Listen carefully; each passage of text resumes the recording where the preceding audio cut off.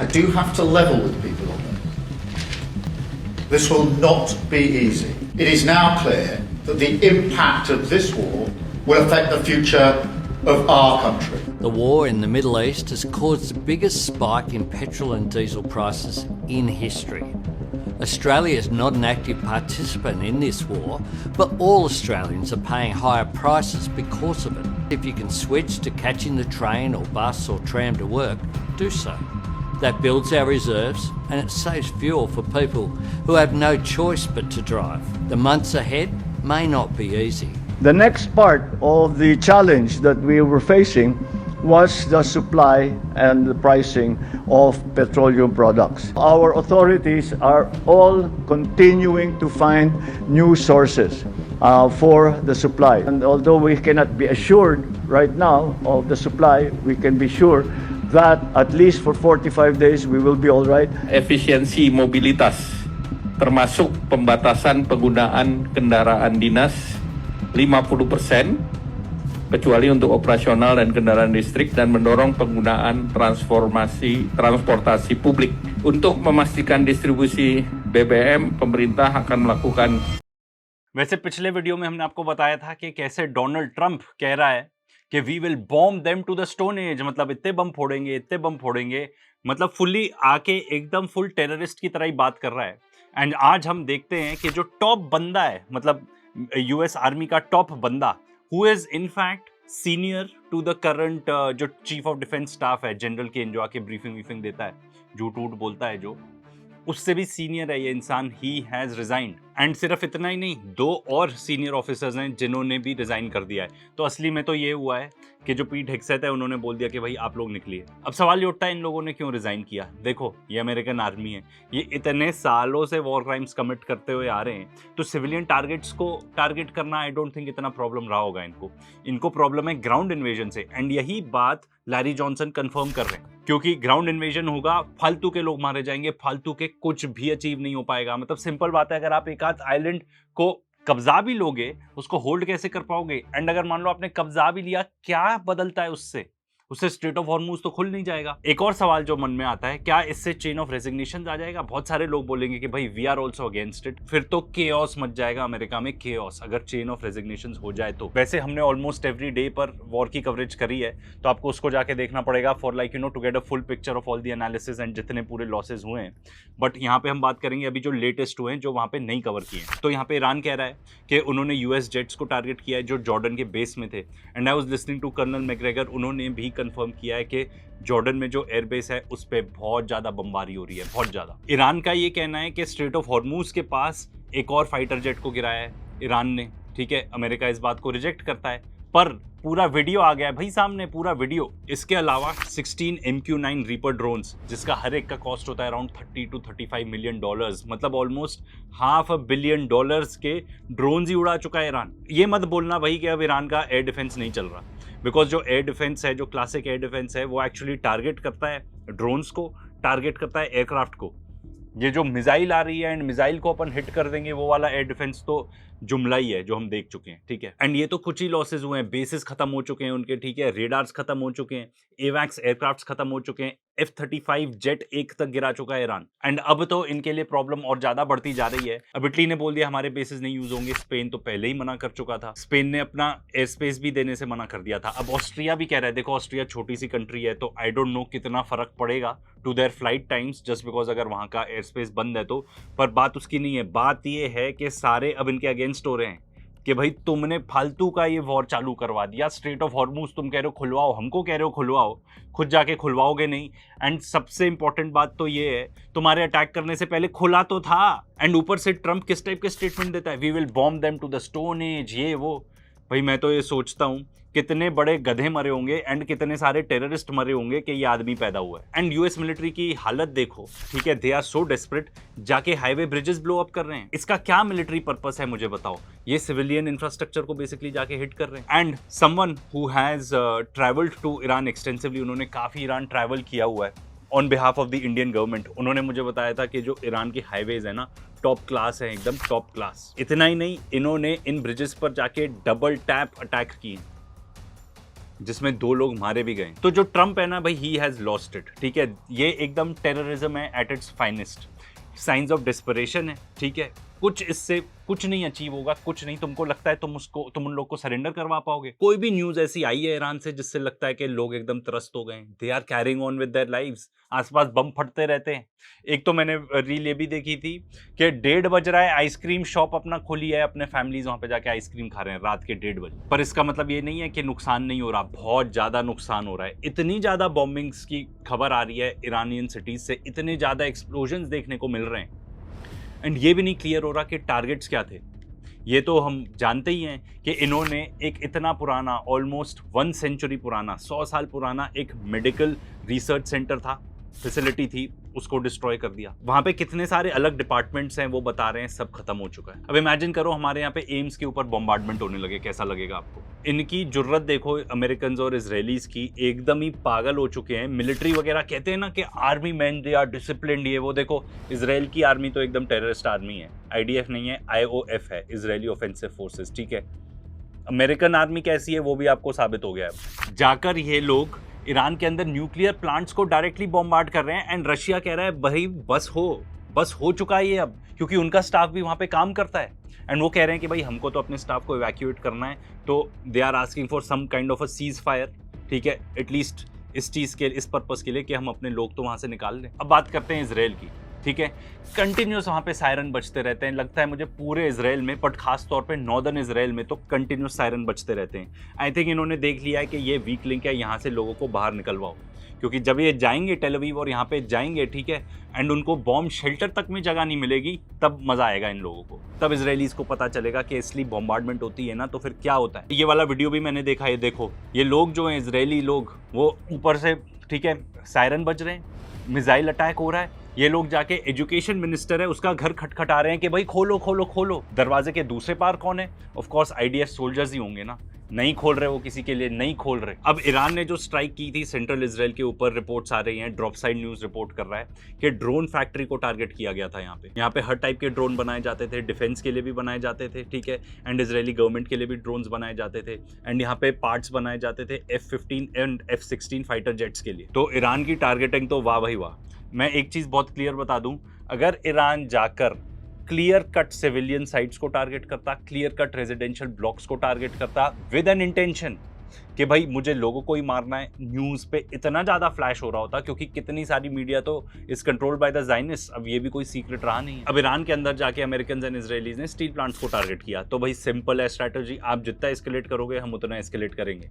तो इन्होंने जाके जो US बेस्ड स्टील इंडस्ट्रीज हैं, अबू धाबी के अंदर US एल्यूमिनियम इंडस्ट्री है, बहरीन के अंदर, उसको टारगेट किया है, जो भी कुछ बचा कुचा था, क्योंकि एक बार पहले इस एल्यूमिनियम इंडस्ट्री पे टारगेट हो चुका था। फिर राफेल डिफेंस इंडस्ट्रीज जो इसराइल के अंदर है उसको टारगेट किया। फिर इनका कहना है US टेररिस्ट आर्मी फोर्सेस जो बहरीन के अंदर, मनामा के अंदर, जहाँ भी अमेरिकन सोल्जर्स छिपे हुए हैं, या परहैप्स बेस पे ही होंगे, बेस तो मुझे लगता है ख़त्म हो चुका है, वो जो 5th फ्लीट का हेडक्वार्टर्स था वो ख़त्म हो चुका है, डिस्ट्रॉयड। तो उनको चुन कर अब ये टारगेट कर रहे हैं अमेरिकन पर्सनल को, but not civilians of course. अब इसराइल के अंदर जाके इन्होंने काफ़ी टारगेट्स हिट करे, काफ़ी एयरबेसेस को हिट किया है, ठीक है, एंड जो मिलिट्री असेंबली सेंटर्स थे टेल अवीव के अंदर, हाइफा के अंदर, इलाट के अंदर, नेगेव के अंदर, बीरशीबा के अंदर, ठीक है, उन सबको भी हिट किया है। एंड इसराइल से बहुत ज़्यादा खबर अभी बाहर आ नहीं रही है, बट इस न्यूज़ को फॉलो करके एंड जो एनालिसिस हम सुनते हैं फ्रॉम एवरीवन, ठीक है, जितने एक्सपर्ट्स हैं बताते हैं बहुत हैवी टारगेटिंग करी है अभी इसराइल के ऊपर, बहुत ज़्यादा, and which is the reason why I feel कि बिल्कुल भी न्यूज़ वहाँ से बाहर नहीं आ रही कि क्या क्या नुकसान हो चुका है। तो एक तो 200 लोगों की गैदरिंग थी, ठीक है, अमेरिकन ऑफिसर्स होंगे, पायलट्स वगैरह होंगे, सऊदी अरेबिया में बेस के अंदर, उसको टारगेट किया था। अब ये बता रहे हैं UAE के अंदर एक मीटिंग पॉइंट था, उसको टारगेट किया, जिसमें ये लोग क्लेम कर रहे हैं, IRGC क्लेम कर रहा है कि 37 कन्फर्म्ड डेड है, American officers 37 confirmed dead according to them. Iraq के अंदर काफ़ी अटैक्स चल रहे हैं, जितने रेजिस्टेंस ग्रुप्स हैं उनका ये कहना है कि 23 ड्रोन्स एंड मिसाइल स्ट्राइक्स इन्होंने कैरी आउट की हैं, अमेरिकन कॉन्सुलेट को टारगेट किया है, ठीक है, एंड जो कर्ड्स की जो फोर्सेज है, विक्टोरिया बेस है वहाँ पे US का, उसको भी टारगेट किया है। एंड ये लोग ये भी क्लेम कर रहे हैं कि PKK की फोर्सेस को टारगेट किया है, एंड ईरानियन कर्ड्स की जो हेडक्वार्टर्स हैं उसको भी टारगेट किया है एरबिल के अंदर ही। अब जो यमन में अंसार अल्लाह हैं, जिनको हूथीज भी कहा जाता है, they have joined the action and वो भी रेगुलरली इसराइल को टारगेट कर रहे हैं। पिछले बार उन्होंने स्टेटमेंट पॉइंट आउट की थी कि हमने सेंसिटिव इजरायली टारगेट्स को हिट किया है, इस बार बता रहे हैं वाइटल इजरायली टारगेट्स को हिट किया है। दिस कुड बी एनीथिंग, मतलब आर्मी हेडक्वार्टर्स हो सकते हैं कोई ना कोई, जहाँ पे कोई ना कोई स्ट्रेटेजिक लोकेशन होगी, या फिर ये भी हो सकता है कि किसी एयर बेसिस को हिट किया हो, ये भी हो सकता है कि मुसाड के हेडक्वार्टर्स को हिट किया हो। देखो एक बात बहुत क्लियर है कि एयर डिफेंस कुछ बचा नहीं है। इसराइल के अंदर भी पहले तो दिख जाती थी इंटरसेप्टर्स, कभी कम से कम फायर तो हो रहे हैं, इंटरसेप्ट नहीं हो रही कोई मिसाइल। अब तो दिखता है सीधा मिसाइल आ रही है धम, कोई एयर डिफेंस नहीं बचा। जो लोग ओरेकल से परहैप्स, अब मेरे को बहुत सारी मीम्स आने लगी इस टाइप की, तो मुझे बताना पड़ेगा कि ओरेकल ने 30,000 लोगों को फायर किया सुबह 6 बजे ईमेल भेजकर। तो I don't know how they take this news, but IRGC ने क्लेम किया है कि ओरेकल का डेटा सेंटर है दुबई के अंदर, उसको हिट किया है। इससे क्या क्या चीज़ें डिसरप्ट होंगी दिस आई डोंट नो, क्योंकि कौन सा डेटा सेंटर क्या क्या चीज़ें हैंडल करता है।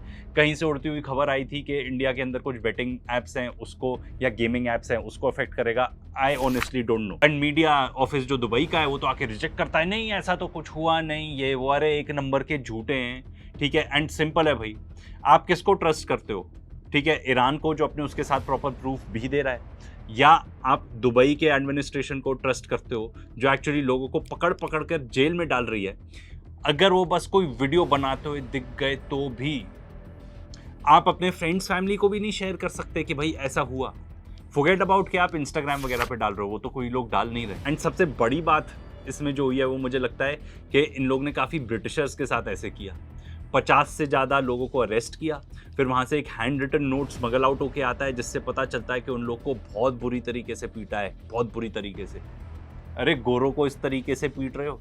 एंड UAE में पुलिस कौन होती है भाई, ये भी सोच लो। ज़्यादातर कितने एमिराटीज़ होते होंगे, वो तो शेख बन के घूमते हैं वहाँ पे बहुत सारी पुलिस होती है, सब कॉन्टिनेंट से ही जाते हैं लोग, बट ऑफ कोर्स उनको ऑर्डर्स दिए होंगे कि ऐसा करना है। अब देखो जब आदमी डेस्परेट होता है ना तो कुछ भी करता है, जब डूब रहा होता है तो कुछ भी करता है। अब ये देखो यहाँ पे ये जो गल्फ कंट्रीज हैं, ये लोग क्या कर रहे हैं, ज़ेलेंस्की आ रहे हैं, ज़ेलेंस्की टू द रेस्क्यू। अरे यार तुमको समझ में नहीं आ रहा, he is a con artist. हमने कौन सा ब्लैक सी में कोई शिपिंग रूट था, ठीक है, ब्लैक सी के अंदर, उसको हमने ओपन करवाया। भाई ओपन वो इसीलिए है क्योंकि रशिया ने अलाउ किया, क्योंकि अगर आप वहाँ से कुछ भी नहीं अलाउ करते तो पूरे दुनिया भर में फूड क्राइसिस हो सकता था। वीट प्राइसेस इतने ज़्यादा बढ़ गए थे जब वो इन्वेजन चालू हुई थी। तो ये कह रहे हैं मैं स्ट्रेट ऑफ हॉर्मुज खुलवा दूंगा, क्या बकवास है। मतलब आप देखो ये लोग गल्फ कंट्रीज कितने ज़्यादा डेस्परेट हैं, ठीक है। डेस्परेट आदमी जिसके पास पैसा हो तो स्कैम आर्टिस्ट के लिए तो एकदम बेस्ट ही है यार, वो चीज़ बेस्ट है एकदम। स्ट्रेट ऑफ हॉर्मुज की बात करें, ठीक है, तो यूके लेड कोalition बना है 40 देशों का, ठीक है, जो कह रहे हैं कि स्ट्रेट ऑफ हॉर्मुज का जो ग्रिडलॉक है हम उसको देखेंगे कि क्या करना है। बट वो भी क्लियरली आके बता रहे हैं कि हम पॉलिटिकल मेजर्स लेंगे, ठीक है, एंड डिप्लोमेटिक मेजर्स लेंगे। कोई भी ये नहीं कह रहा कि मिलिट्री मेजर्स लेंगे, क्योंकि military wise it is not possible. Only कुछ नहीं करना यार वहाँ पे। देखो अभी स्ट्रेट ऑफ हॉर्मुज मेजरली इसलिए बंद है क्योंकि कोई इंश्योर ही नहीं करना चाह रहा शिप्स को, क्योंकि जितनी एक थोड़ी बहुत शिप्स ने कोशिश की निकलने की तो उनको ब्लो अप कर दिया। अगर आप जाके वहाँ के शोर्स भी कंट्रोल कर लेते हो, ठीक है, आइलैंड्स कंट्रोल कर लेते हो, सॉरी, ठीक है, थोड़ा बहुत शोर भी कंट्रोल कर लेते हो, कहीं से भी ड्रोन आएगा, एक शिप जा रही है उसको बस फोड़ना है, इनको बस इतना ही करना है, क्योंकि कोई इंश्योरर ही नहीं आएगा। It will become too expensive to insure anything.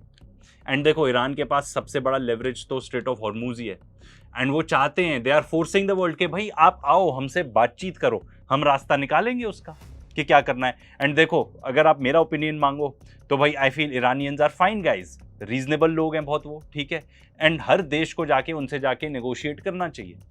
And अगर पेट्रो डॉलर के बजाय पेट्रो वान पे शिफ्ट करना है तो करो, पर अपने देश चलाओ। एंड अब ईरान की आप देखो यार, इनकी स्ट्रैटेजी नेक्स्ट लेवल है।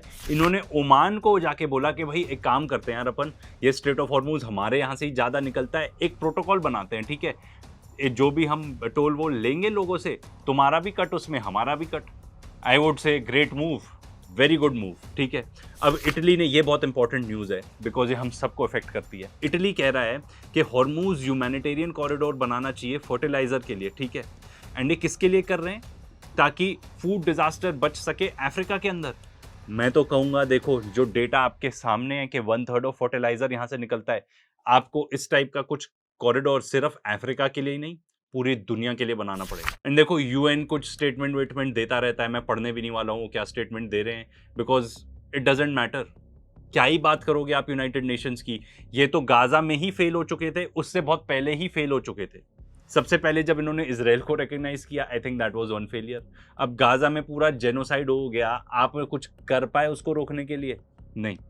तो भाई नया वर्ल्ड ऑर्डर बनेगा at some point of time. And असली बात तो ये करें कि भाई हु इज समवन, या कौन सा ऐसा देश है जो शांति ला सकता है। फॉर एक्चुअल पीस ना आपको एक्चुअल स्ट्रॉन्ग मैन की ज़रूरत है।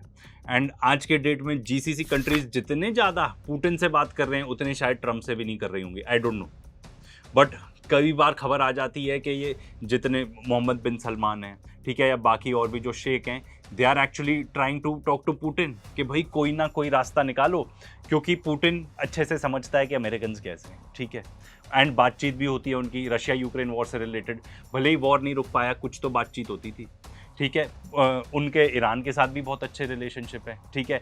And if anything this person is a very reasonable person. पूरे दुनिया ने, एंड आप में से बहुत सारे लोगों को ये कॉन्ट्रोडिक्टरी लग रहा होगा, मैं आपको प्रूफ के साथ बताऊंगा, ये पूरे दुनिया भर में खासतौर पे वेस्टर्न मीडिया ने इस बंदे को इतना विलेनाइज किया है, भाई रशिया ने किस देश को जाके इन्वेड किया ये बताओ। And now it turns out कि जब पूरी दुनिया को ज़रूरत है एक ऐसे इंसान की जो फुल कोई थोड़ा रिस्पॉन्सिबली सोचता हो, ठीक है, क्योंकि ये जो ट्रम्प और ये लोग हैं, ठीक है, जो वेस्टर्न वर्ल्ड है, none of them are responsible. जब दुनिया को ऐसे इंसान की ज़रूरत है जिसमें कैपेबिलिटी भी हो एंड जो रिस्पॉन्सिबल बंदा भी हो, ठीक है, दिमाग से पैदल ना हो, एकदम सही तरीके की सोच रखता हो, तो भाई आ रहे हैं व्लादिमीर पुतिन, सब उनसे बात कर रहे हैं कि किसी तरीके से ये रुकवाओ। And I can tell you one more thing, ये अमेरिका से साइड होते जाएंगे, ठीक है, नेटो तो ख़त्म ही हो रहा है, Europe will become closer to Russia because उसमें उनका फ़ायदा है। रशिया जितना रिलायबल सप्लायर है ऑफ ऑयल एंड गैस उनके लिए और कोई भी नहीं है। एंड अगर आपको इसमें ज़रा भी डाउट लगता है ना, तो हमने कुछ वीडियोस बनाए थे। इनफैक्ट जो फर्स्ट जियोपॉलिटिक्स का वीडियो था जो हमने रिकॉर्ड किया था वो था अबाउट रशिया यूक्रेन वॉर। थोड़ी पेशेंस रखनी पड़ेगी, 2 पार्ट सीरीज़ है, बट उसको ज़रूर चेकआउट करना। यू विल फाइंड आउट कि अब तो ये क्लियर ही है कि भाई American are terrorist, but you will find out कि कितना रीजनेबल बंदा है व्लादिमीर पुतिन। ये भी डिस्क्लेमर दे रहा हूँ, किसी से पैसे नहीं मिले हैं सब करने के लिए। अब देखो एक और चीज़ जो सोशल मीडिया पे ट्रेंडिंग है एंड बहुत लोग को लगता है नहीं ऐसा नहीं होगा, but it is very much possible, वो ये है कि एक एनर्जी लॉकडाउन लग सकता है and there is a good reason for that. वैसे तो स्ट्रेट ऑफ हॉर्मुज से वर्ल्ड का 20% ऑयल फ्लो करता है, यहाँ पे ये लोग बता रहे हैं 10%, चलो 10% का एक फिगर मान लें। ये बता रहे हैं कि 10% की अगर सप्लाई नहीं आती ना, तो पता है डिस्ट्रप्शन कैसा होगा। जब at the height of the Covid pandemic 2020 में जब पूरे दुनिया भर में लॉकडाउन लग रहे थे, पूरे सड़कें खाली थी, पूरा कोई एयरक्राफ्ट नहीं चल रहा था, ठीक है, रेलवे स्टेशन, बस अड्डे सब डिजर्टेड थे, उस टाइप की जब एबनॉर्मल मतलब एकदम ही ख़त्म ट्रैवल एंड इकोनॉमिक एक्टिविटी थी, एकदम कोलैप्स हो चुका था सब कुछ, ठीक है, in terms of travel and economic activity, तब 10% ऑलमोस्ट डिमांड शॉक था कि भाई डिमांड नहीं आ रही उतनी ऑयल एंड गैस की। आज के डेट में तो सप्लाई शॉक है, तो होगा क्या, फ्यूल प्राइसेस तब घट गए थे, अब बढ़ जाएंगे बहुत ज़्यादा, एंड आपको ऐसा टाइप का ही माहौल दिख सकता है पूरी दुनिया में। तो just be prepared for that. मैं आपको ये भी नहीं बता सकता कि आप कैसे प्रिपेयर करो, बट जो भी आप कर सकते हो अपने आप को प्रिपेयर करो। एंड देखो इसका हमको अपने पड़ोसी देश में देखने को मिल गया है। पाकिस्तान के अंदर 43% बढ़ चुके हैं पेट्रोल प्राइसेस। मैं तो ये कहूँगा, लोग कहेंगे हमारे यहाँ नहीं बढ़ा, बिकॉज हमारे यहाँ ऑलरेडी इन्फ्लेटेड थे। देखो सिंपल है, जो पूरी सिचुएशन है पूरी दुनिया में, अभी ऐसा नहीं लगता स्ट्रेट ऑफ हॉर्मुज खुलने वाला है। इकोनॉमिक सिचुएशन खास तौर पे बहुत ही ज़्यादा बुरी हो सकती है। इनफैक्ट नहीं खुलने वाला, इसका मतलब होएगी।